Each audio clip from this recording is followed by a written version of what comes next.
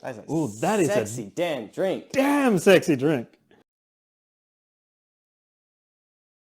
Hey guys, welcome back to the Board Game Bar. This week we are playing Betrayal at House on the Hill, all about murder and spooky Horden Mansion.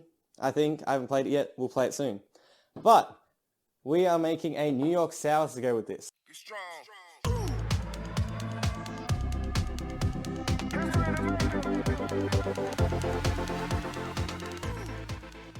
Shout out to Nick Hamilton from TikTok, where I got the inspiration for this drink. We are starting off with bourbon. You can use any whiskey here. It starts off like a whiskey sour without the egg white. Bourbon just works nicely with everything else because it's a bit sweeter. And we're going to go with 2 shots of bourbon.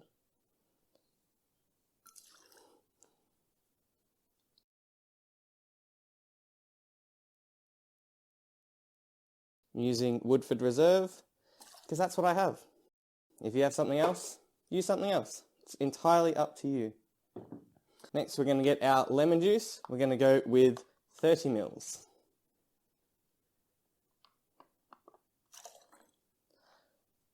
And then our last ingredient before we shake is sugar syrup. And we're going to do about 15 to 20 mils, depending on how sweet you want to make it.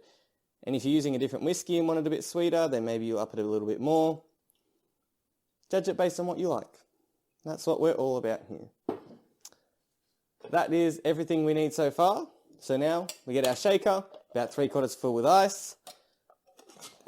Put it in on top, give it a little whack, smack the other side so it doesn't come apart, and then we shake.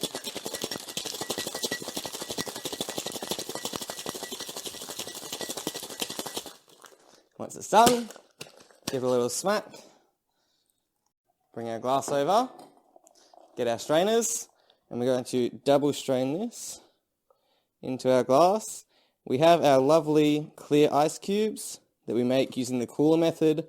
Would highly recommend them if you can.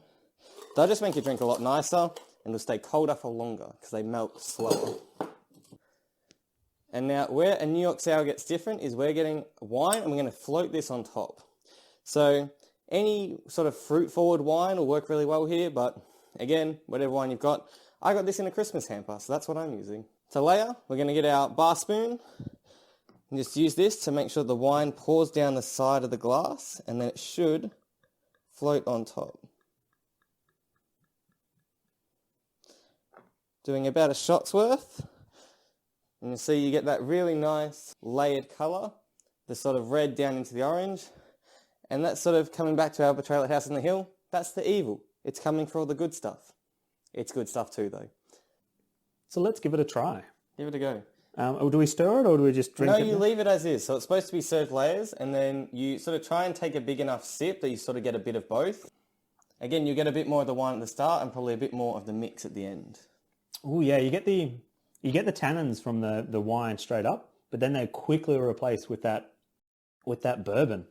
That's a really bloody good drink. That's amazing. I really like that. It's that complexity and then the wine comes back. Like the floral notes from that wine actually persist and come back. Yes. So pick a wine you like to drink is the moral of this story first off.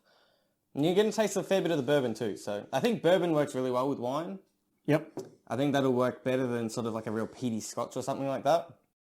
So that is the New York Sour to go with Betrayal at House on the Hill. So we're going to be playing Betrayal at House on the Hill live on our Twitch channel, so make sure you head over to there and have a look. We'll be drinking this drink while we play it. And several of them, probably. By the time I've finished this video, I'm going to have a few. You can also watch the Teach, our how-to videos on how to play Betrayal at House on the Hill.